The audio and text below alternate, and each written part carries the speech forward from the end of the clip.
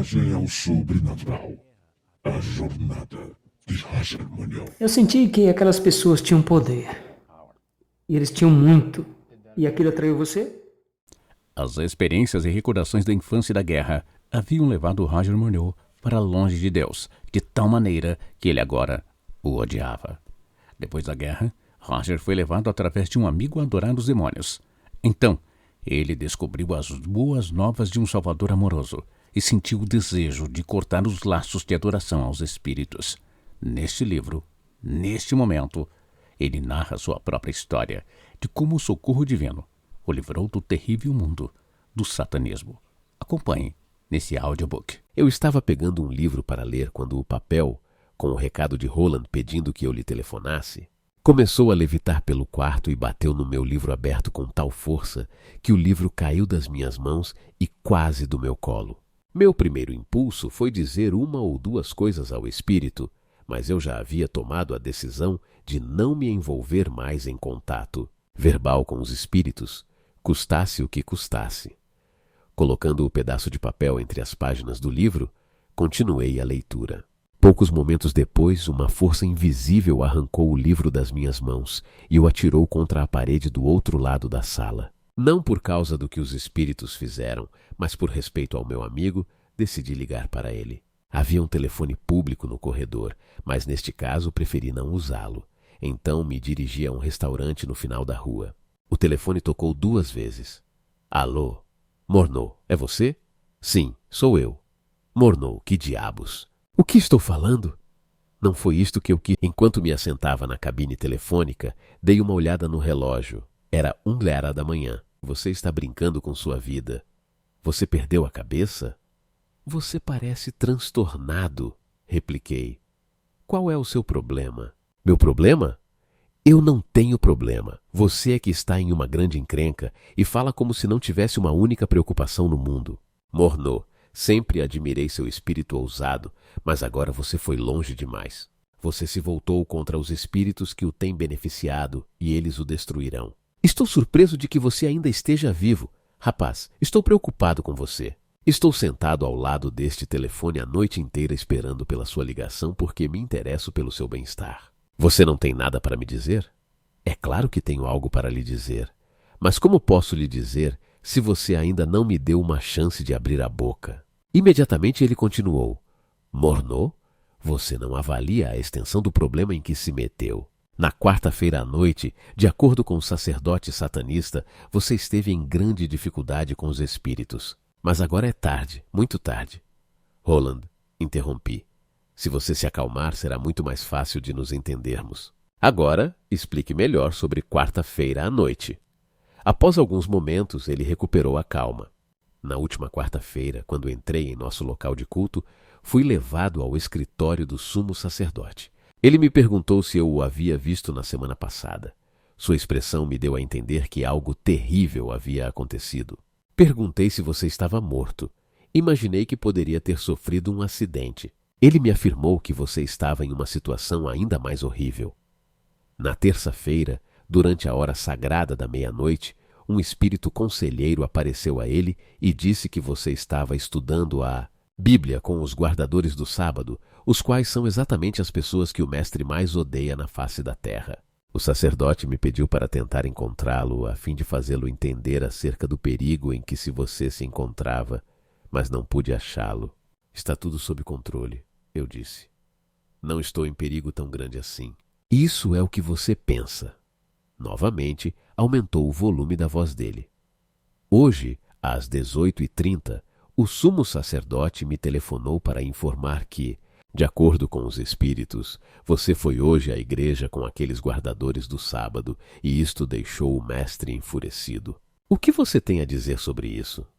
Sim, eu tenho estudado a Bíblia e fui a uma igreja que observa o sábado. Mas pouco me importa o que o querubim caído sente a meu respeito.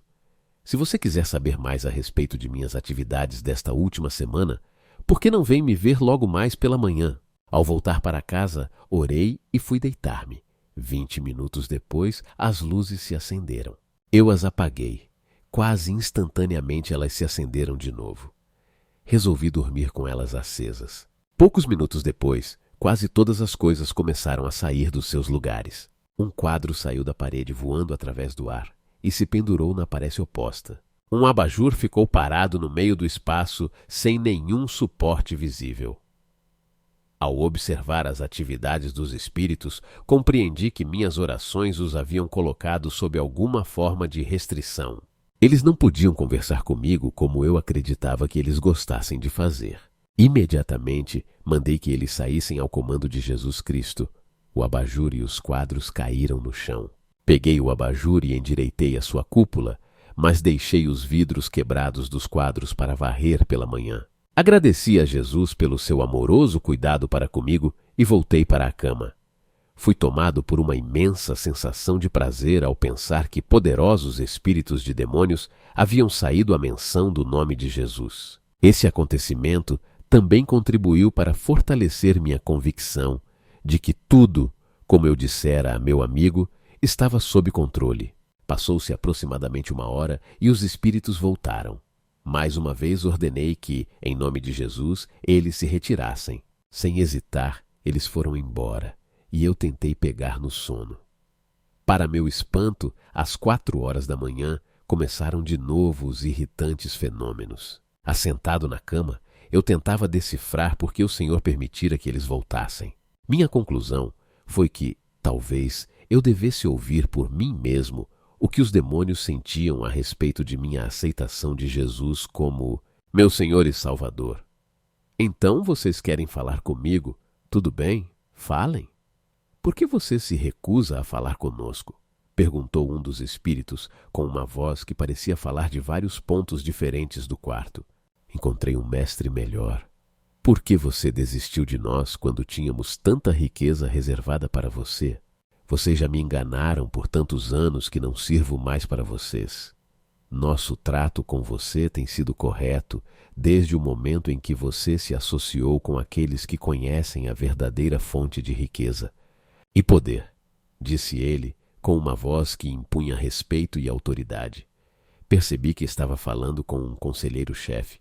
O próprio ar parecia estar carregado de energia e a presença dele era imponente. Compreendendo que eu não tinha como enfrentar o poder dele, orei silenciosamente. Senhor Jesus, ajuda-me, por favor. Uma passagem da Escritura veio à minha mente. Uma passagem que o pastor Taylor havia me mostrado naquele mesmo dia. Veio para o que era seu, e os seus não o receberam. Mas a todos quantos o receberam, deu-lhes o poder de serem feitos filhos de Deus, a saber, aos que creem no seu nome. João 1, 11, 12. Imediatamente tive certeza de que Deus me faria sair vitorioso desse encontro. Uma grande calma tomou conta de mim. Somente mais tarde compreendi o perigo de tentar dialogar com os espíritos. Enquanto a conversa continuava, pude perceber que ele estava passando por algum tipo de crise. Aparentemente ele demonstrava isso. Na realidade, parecia que eu estava detectando as ondas de desespero se apoderarem dele, pois, nesse momento, ele percebia que estava desperdiçando seus esforços na tentativa de reconquistar minha lealdade. Ouça com atenção, disse o espírito. Estou falando a verdade. O mestre tem grandes riquezas reservadas para você.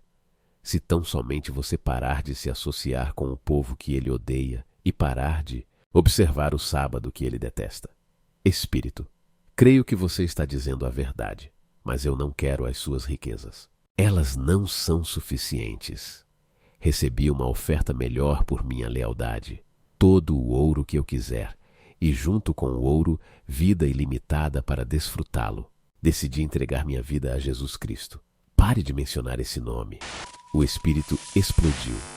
Eu preciso falar com você, mas não mencione este nome. Eu sou um conselheiro-chefe. Meus espíritos associados e eu já fizemos o trabalho de preparar o caminho para que o mestre pudesse fazer chover riqueza sobre você. Conseguimos trazer ao George a fama e a honra de que ele é agora possuidor. E nós fizemos os arranjos para que vocês dois se encontrassem, para que você pudesse compreender os nossos maravilhosos planos para a sua vida. Eu insisto com você, não deixe passar esta oportunidade. Espírito, disse eu, 10 dias atrás eu poderia ter caído na sua conversa, mas não hoje. Agora eu sou o que você poderia chamar de um ex-adorador de demônios instruído. Meu mestre agora é Jesus, e com a ajuda dele guardarei os seus mandamentos e me unirei aos observadores do sábado que você odeia. Você me oferece ouro se eu desistir da vida eterna. Pode esquecer, eu posso esperar até a volta do Senhor. E aí terei todo o ouro que quiser na nova terra. Durante uns 2 minutos, o silêncio era quebrado apenas pelo tic-tac do meu relógio despertador. Evidentemente, o conselheiro-chefe havia se deparado com o imprevisível. Como um general vencido no campo de batalha, ele precisava de algum tempo para arquitetar uma nova estratégia. Muito bem, ele disse finalmente. Você está recusando a riqueza e a fama do mestre. Portanto, a pobreza será o quinhão da sua vida. Isto é, se você conseguir permanecer vivo. De hoje em diante, você vai andar debaixo da sombra da morte.